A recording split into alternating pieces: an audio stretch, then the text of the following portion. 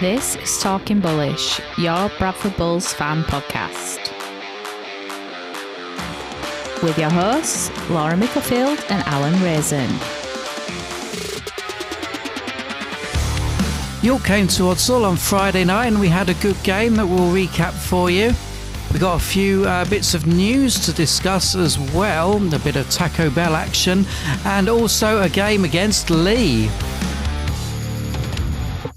So let's get going with that. You all right, Laura? Yeah, not too bad. Yourself? I am good, but it does seem ages since the York match, so looking forward to reliving that now. Yeah, it feels a while because I managed to have a quick look at the highlights, but I've not managed to watch the full game back, so it'd be nice to see it on the TV. But we get to relive the action from Friday night again now. So we're really good. I enjoyed myself. It was a nice Friday night. Weather were quite kind to us as well, wasn't it? I think it was supposed to be rainy and a bit cold, and it were quite sun were out at one point, and that's always good for Odsal. Yes, indeed. I did think I was a bit disappointed by York's showing of away fans. Yeah, there weren't many. I mean, there were just a few in bright yellow hazmat suits. They were quite loud and rowdy. But other than that, not much of an atmosphere from them. It's I think they kind of say that they're really loud and create an atmosphere everywhere they go, but it's not really competing with the Super League level of support we've been getting at Odsal recently, has it? I think the Bulls definitely have a better showing away from home. Yes, and they don't look like bees either.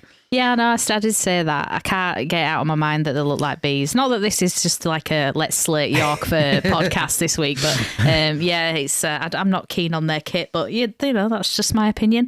But anyway, to the match, let's go. It was a fast-paced start to the game. We seemed to be putting some pressure on York, didn't we? But ultimately it was York that scored first after 19 minutes. A penalty gifted them field position and they scored in the corner. Yeah, crossed in the corner for a good try, but it was a bit frustrating really, because I think we said the start to the match, it did seem like it was all our pressure. I thought we were really playing well. Like we say, it was just the end to the sets that we weren't quite clicking yet. And in fairness, I did say I think they were giving that responsibility to Dean, and it was his first match playing for the Bulls, obviously on a different pitch and things like that. So I think it was just kind of him getting into the swing of things. But it was kind of a positive sign in a way, because if we'd have got those end to sets right, I feel like we could have maybe been ahead at that point. But wasn't to be, like you say, 4-0 at that point, because I did miss the conversion, thankfully. Then it didn't seem to get much better then. At 22 minutes, Ackers gets a sin bin for a shot to the face on a York attacker in a tackle. It didn't look right good on the replay, to be fair. Oh, right. I remember I've watched it a couple of times and I was worried it was going to be a red. So I was quite thankful it was just a yellow. I've not seen if he's had any match ban for it or anything. I need to probably look at the disciplinary for that. But I think he'll be lucky to get away with no ban for that, because it did look a bit swinging arm to the face sort of thing. Right, I didn't realise that from when we were there. And then so that led to lots of York pressure while we are obviously a man down. We put up a great defence as kind of usual. Yeah, really good. I were really pleased with this. I think we went down to 12 men, put up a really good defence. They attacked our line quite a few times, but didn't let them in. And we were the ones actually to get on the board next at 33 minutes. So a lovely pass from Blake to Ryan, who breaks down and feeds Nikarima to score. Lovely try this. It was just, it was lovely watching it live down the touchline, who were screaming and jumping out of our seats at that point, I think. But it was a nice try, and that was converted as well. So that took us to 6-4. Yeah, and then as we approach half-time, we get a kickable penalty. So, the kicking tee comes out and we take those points on offer, bringing the half-time score to 8-4 to the Bulls. Yeah, we're really glad to be ahead at the break. We seem to be faster than the two teams. I thought we had more chances. We just didn't manage to capitalise. So if we had have managed to capitalise on there, I feel like we would have been further ahead. I felt like we were the better of the two teams in that half. just, let's say, poor end to sets. And we kind of then switched to ending sets just by getting tackled rather than tactical kicks. And I think it's because we knew the kicks weren't going our way, but that wasn't really getting us anywhere either. So, yeah, a little bit scruffy, I suppose. But I liked the intensity and the impetus, shall I say. But maybe a bit frustrating, like you say, with the poor end to sets. But yeah, ahead at the break with lots of pressure. I was a little bit worried that, we might tire and, the second half might not go our way. But, as we go into the second half, it was again a York try to start. So, after 43 minutes, York go and score out wide again. But again, their kick is wide, so it brings it level to 8-8. Yeah, this was kind of a repeat of the first half, I felt. It's the same kind of try as well, straight on the edge. They knew, obviously, that's where they could get through, I think, so they were struggling down the middle.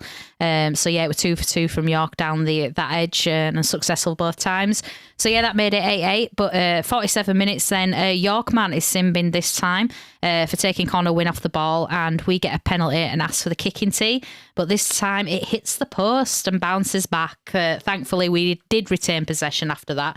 And we quickly got another penalty on 51 minutes for a tip tackle on Akins, and we did ask for the kicking tee again, and this time it's over to make it 10-8.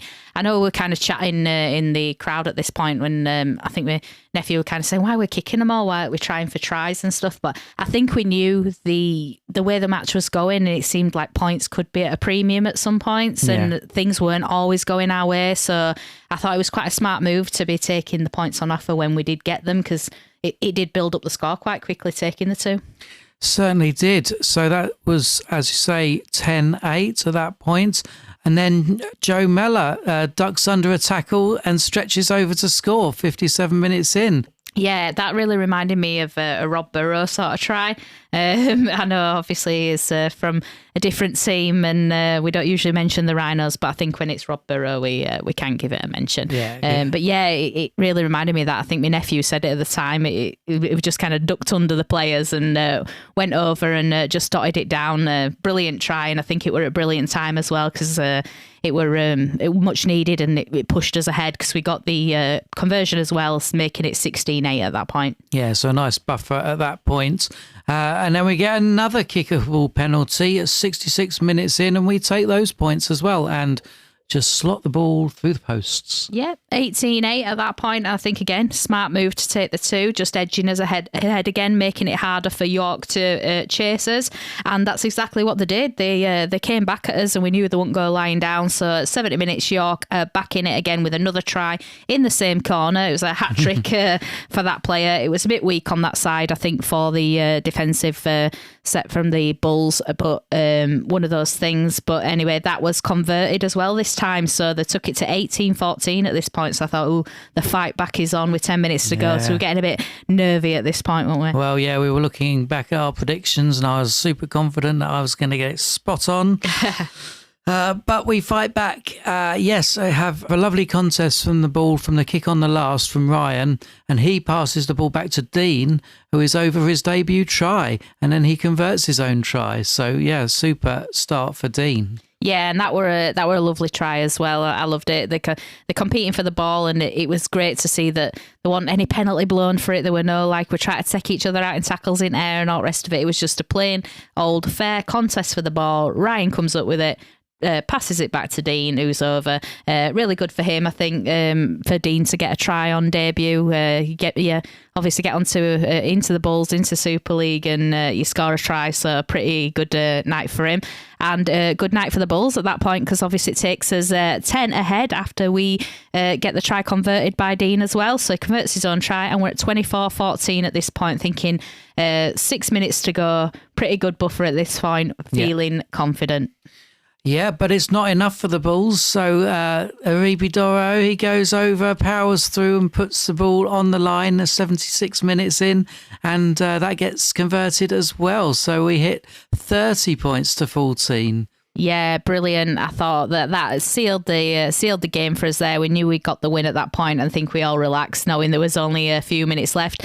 But all credit to York. They still didn't give up. They kept fighting till the end, and 79 minutes they got themselves a consolation score, but too late for them at that point. So it's full time, 30 to the Bulls and 20 to the Knights. Yeah, so a great win for the Bulls. I think we both predicted a tighter game than that. Well, I mean, in the terms of the final score, I think I wouldn't say we totally ran away with it, but it also felt.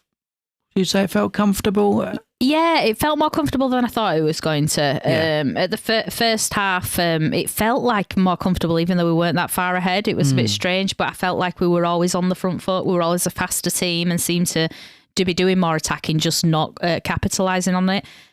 So when we did capitalise, I felt, we're on a roll here. And obviously those kind of lovely tries to build it up to 30 towards the end of it was just too far for York to come back. So, yeah, I really enjoyed it. It were a fun game to watch.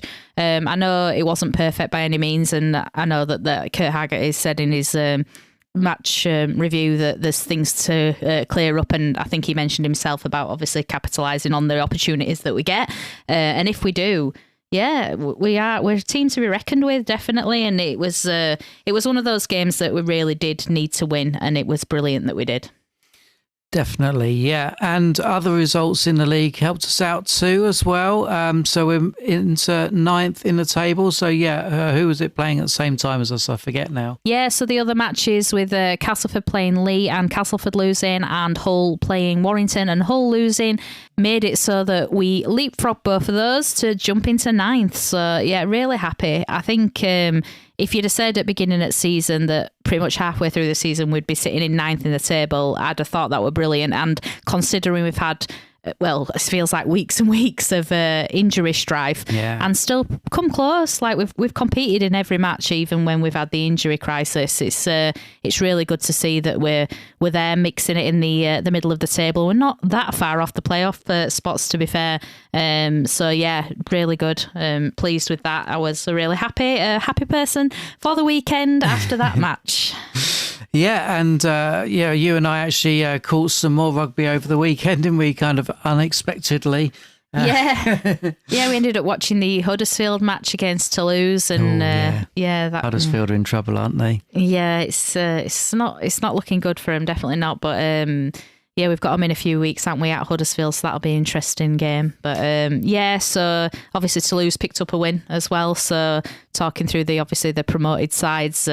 2 out of the 3 doing well this week, but obviously good for us that one of them didn't. And we ended up in a restaurant that was actually a pub and saw the end of the Wakefield game as well. Well, that was a close one. Yeah, that were accidental, that, and it was quite dramatic as well. So I know we were with us partners, weren't we, trying to eat a meal, but we're getting distracted by the rugby on in the background, just seeing what were happening, because seeing red cards been given and last minute tries. So I'm thinking, this looks quite good, this match. So that the Wakefield Hull KR one, I think, was one to watch this weekend. Yeah. Anyway, back to our match. The match day man of the match was Aikens. Sky selected Doro, and Doro also got Hitman. So, both definitely deserved. I think Doro definitely for Hitman and man of the match. I can see why he was picked. He was, it's the beast in the middle of the field. He was literally really a rampaging bull. Every time he were on, we're like, go on, like just running through middle, and obviously that lovely try he got as well. So well deserved for Doro, and it's nice to see that. It was chosen for the Sky man of the match, and Aikens for the man of the match. I think that one's chosen by the sponsors when we're actually there. Right. It's the one announced over the tannoy. Again, well deserved. He's always involved. He's always there in the background doing things, even if you can't see it all the time in the plays. He's involved in stuff all the time. So I think it was really well deserved for him as well. And Doro, Ryan and Mella featuring Super League's Team of the Week as well. So, another endorsement of how well we're doing. Yeah, definitely. I think it's one of those where people aren't really expecting the promoted teams to do much. A lot of argument about the expansion not working. But, 3 players in the Team of the Week just shows you that they're obviously feeling like these players are good enough to be picked for that. So, I think it's working quite well. Yeah, and then in other results, the reserves had a good win over Hull KR, 36-16.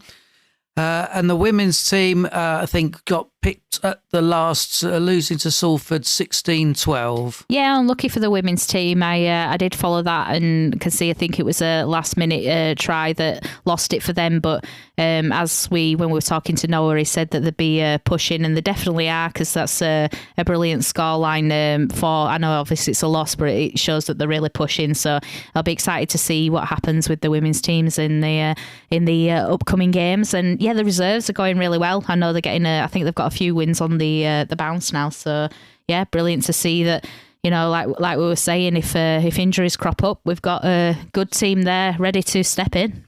On to news then. So, I know there was much clamouring over the new banner, under what they call it, the skirt. Under the skirt, yeah. Under the South Stand, big advert for the trip to Vegas. Yeah, so the South Bank stand had a makeover. And they had a banner at the bottom, obviously, with all the Vegas stuff on there. But it had, my nephew noted the little badge for the Bradford Bulls has like the logo, but with a little American flag in the shield behind it. So he's like, have you seen that? Have you seen that? I'm like, yeah, this is do you think it's a hint to some merchandise that'll be coming out soon? Well, there already is some merch. I didn't tell you, actually, when I was in the shop getting these tickets. Oh, so, really? yeah, they got some hoodies with, that logo on. It looked quite nice. Okay. It's not been well advertised then, because I didn't know anything's come out. I've seen loads of stuff for Leigh that have come out for it, and I think it'll be easily beaten, is what I should say, for a nice kit. It's not the nicest, but then... Yeah, maybe some Leigh fans will disagree with me, but I think on a whole, the comments that I saw on their merchandise for it were not very supportive, shall we say? So Okay. We'll see. So yeah, no, I'll have to have a look then, see if there's anything on the online store. So I'm obviously wrong. There's already merchandise out there. It's just not seeing the adverts for it. All right, yeah. Now, which piece of news do we go with next? I mean, I think the biggest piece of the news of the week. Yeah. Taco Bell. Yeah, Taco Bell. They're opening a new store at Odsal Top, a flagship store, they said. I don't know quite what makes it a flagship store, but they have decided to partner with the Bulls, and we're going to get final score posts on Twitter, X, and other social medias, I'm sure. The final bell. The final bell, yes. Brought to you with Taco Bell. We won't mention Taco Bell too many more times on this podcast, Taco Bell. If you want to sponsor us, that's great. So very exciting that partnership there, but maybe even more exciting, a new signing for 2027. Yeah, it's nice to think we're getting some news. Obviously, we had a couple of retention news already, but it was nice when they were saying we were getting a brand new signing. So Sam Esse Jr. from Wigan coming our way in 2027 for 3 years. 6'3" prop, only 22 years old. And he's been consistently in the matchday squads for Wigan, making 14 appearances so far. And he's signed a 3-year deal from 2027 to come to us. Brilliant. So, I don't know how they've managed to pull that off, but it sounds like a great signing for next season. Yeah, I'm really pleased with it. It's just the sort of player that we're after. I know that a lot of people on social media that were reading comments for it, I think some of the Wigan fans were a bit perplexed as to why Wigan have let him go, but then they think there's people that maybe could go ahead of him that are a bit more experienced and older. But then in my head I think, get the younger players that can grow into the game and only get better. So that it's brilliant. Obviously, Wigan's loss is our gain. So yeah, brilliant. Welcome Sam, and can't wait to see him in action next year. And so that brings us on to the fixtures for this week. So we've got the disability team playing Hull KR away. That's on Saturday. Yeah, and then 3 matches on Sunday. So we've got the women's team playing London Broncos. That one's at Bradford Dudley Hill at 2 p.m. We also have, obviously, the Leigh match that we know about with the first team that we're going to go and preview in a second. And the reserves are also in action against Leigh Leopards as well, 5:15. So it looks like that's at Odsal following the first team's match. So let's talk about it. Leigh, first time we've seen them this season. Yeah, first time seeing them this season, and in fact, first time seeing each other since 2022.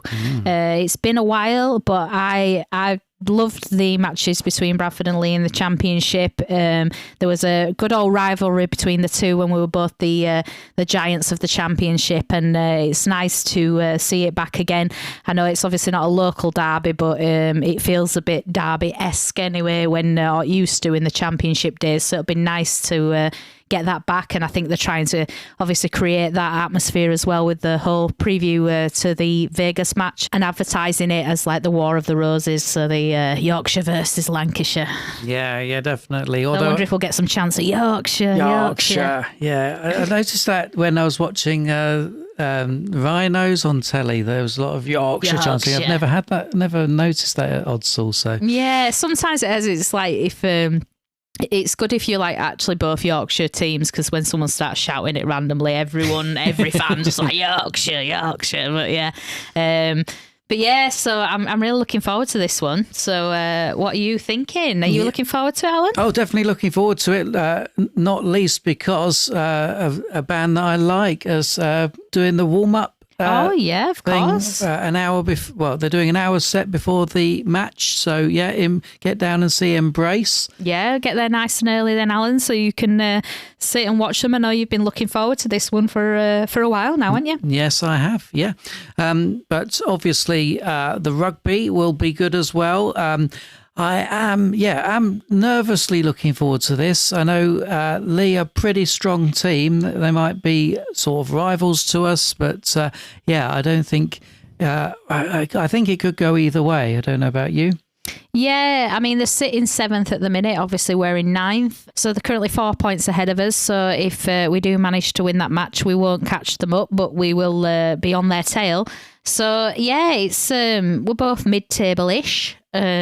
But they have hit a bit of form lately. I know they had a bit of a rocky start to the season, but they've won 4 of their last 5 matches in Super League. So they are on a bit of a good roll. But having said that, we're getting a bit of form back as well after getting 2 wins in a row. So it's whether we can make it 3 on the bounce. So leading into that, let's have a look at predictions then, Alan. What are you thinking? So, right, I think, it's like... I don't know if I can predict the Bulls win, though. That's what's making me hesitate. I think it's going to be there's going to be a good few scores. I think I'm going to say it's going to be, let's say, 26 to the Bulls and 32 to Leigh. Right, pretty high scoring match. Yeah. Well, originally coming into this podcast, I was thinking I'm going to predict a Leigh win. But then I remembered that Alan is bringing his daughter to this match. And she pointed out to me that every time she's come to a Bradford Bulls match, she has never seen them lose. And she has been to a few. She has been to a few. She's been to so many that she's actually seen us draw. Yeah, so she's seen us draw, she's seen us win, but never seen us lose. So with that in mind, I might go for a Bulls win, a cheeky Bulls win on this one. For it, yes. I know. That's going to change the scores a bit. That is going to change the scores a bit as well. And let's have some confidence. Like I say, we've got us players back now. We've got people settling in. We're at Odsal. We've got a good go at it. I'm going to be positive. And like I say, if she's never seen them lose, so she's going to see him win again, isn't she? Yeah. Let's be positive. What's the score Probably then? won't be saying all this next week. But, so I'm thinking it's going to be close. Mm-hmm. So I'm thinking 24 to the Bulls, 22 to Leigh. Oh, brilliant. Yes, I look forward. That would be a good result if it actually was that. And I'll probably be nowhere near, and I'll probably get an absolute whitewashing against us because I've gone positive for once, but I live in hope. Looking back at last week then, so obviously we know that we beat the York Knights 30 points to 20. I had the Bulls winning 20 points to 18. You had them winning 24 to 22. So I think you've just edged this week. Yes, I had 11 points. You scored 12. So I am trailing a bit. You're on 150 points for the season. I'm on 141. So yeah, I could really do with catching up this week. But also I do quite fancy the idea of a Bulls win. Well, yeah, I mean, I am trying to be optimistic, but I probably will be wrong. So I think you will be catching me up a bit this week, but we'll see. But yeah, I really thought I was on track to be spot on this week. I was getting quite excited when we got to 24 and the Knights were on 14. I was like, oh, my score could actually be right. And then obviously they ended on 20, but we'd scored that other try. So I thought, oh, it's Doro that's gone and ruined it for me. I already got a perfect score. But no, I am glad he did score that try in the end, because we all took a big sigh of relief at that point. But yeah, I was so close. Thought, yeah, just one try off them, and then I'd have got a perfect score. One day, maybe this week. And that just brings us on to Bull or No Bull, where this week, of course, I am going to be posing 3 statements to Laura about the Leigh Leopards, and she has to identify the Bull full statement from the 2 true as Brian Noble truthful facts. So here we go. I think you'll get this one pretty easily, to be honest, even though I had some AI assistants to get me some interesting facts. Yeah, we'll see how we go. So I don't know that much about Leigh, to be fair. So go on. Yeah, I think one might stick out. Oh, okay. Okay, so they got through a Challenge Cup quarter-final and semi-final without scoring a try. That's statement number 1. Statement number 2 is they made the first ever substitution in rugby league. Okay. And then the third statement is that they became the Leopards in 2022, leading to them winning the championship. They are actually quite difficult, because when we say winning the championship, I know they weren't promoted by winning the championship. It was a decision by the RFL to promote a team, and they had to bid for it, and that's how they got promoted. Oh. So maybe it's not as obvious as I thought. But yeah, I know they obviously changed from the Centurions to the Leopards to go back in Super League. So, well, maybe I think that's true, but it's not how they got into Super League. But I suppose you didn't say that. The first, so you mean a substitution as in the first ever substitution of a player? Yep. That is a random fact. And what was the first one? That they got through a Challenge Cup quarter and semi-final without scoring a try. That's quite fun, that one. I do quite like that. And it's believable. It can happen. I know, like, when London got promoted, there were no tries in that match. So I've obviously seen it happen. Whether, obviously, that has happened for Leigh, I don't know.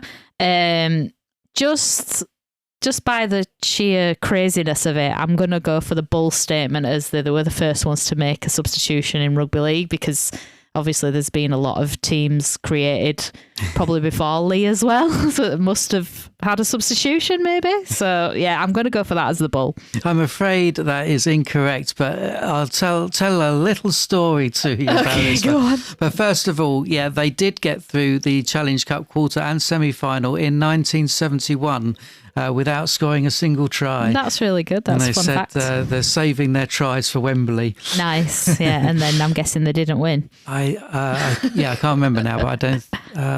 No, they might have won. I think they did win that one. Yeah. So the Bull statement is that they became the Leopards in 2022 before they won the championship. I didn't realise they didn't win the championship. Rugby league is so confusing. Why can't you just win and get promoted? I know. They changed. Threw me off, you see. That's what I mean. I were a bit like, with the wording of it, I'm like, not. Yeah. Anyway. No, the point was they became the Leopards after they won the championships, when they went into Super League. Yes, so, I know they changed when they went into Super League. Yeah. That's what I thought that was. Yeah. Was that not what it was? Well, so I was trying to get to, like, they changed before. Okay. Yeah. But so the story behind this first substitution, there was no substitution of players before 1964. If a player was injured, then you just went down to 12 men. Right. However, there was a 1937-1938 Kangaroo Tour where Australia came to visit and play some rugby league. And Jerry Rothwell, someone went off and Jerry Rothwell just came on. It wasn't legal, but the Aussies didn't object to it and they finished the game. So he was kind of the first substitute, even though it wasn't really in the rules. Oh, very interesting. That is an interesting fact. I like that one. And there must have been some very fit props if there were no substitutions, unless they just slowed down and there were just loads of tries. But yeah, we do get 80-minute props now. I know that. But very interesting. I like that fact. And I was so close, you see. I was questioning myself about that 2022 thing. But yeah. So that brings us to the end of another episode of Talking Bullish. Make sure you check out our website at talkingbullish.fm. Yeah, make sure you give us a follow on the socials and obviously get in touch with us if you want to speak to us and contribute to the podcast in any way, or let us know your thoughts. We always like to listen to them. And a big thank you again to our dedicated listeners. I think there's at least 30 of you that are sticking with us every single week. So thank you so much. We really do appreciate it. And tell your friends, get them to give us a listen. And hopefully you're still enjoying us wittering on about Bradford Bulls. So enjoy the match this week. We'll certainly be there. Alan will be singing along before match day to his favourite band, and we'll be there to watch the action following and hope for the win. Come on, you Bulls.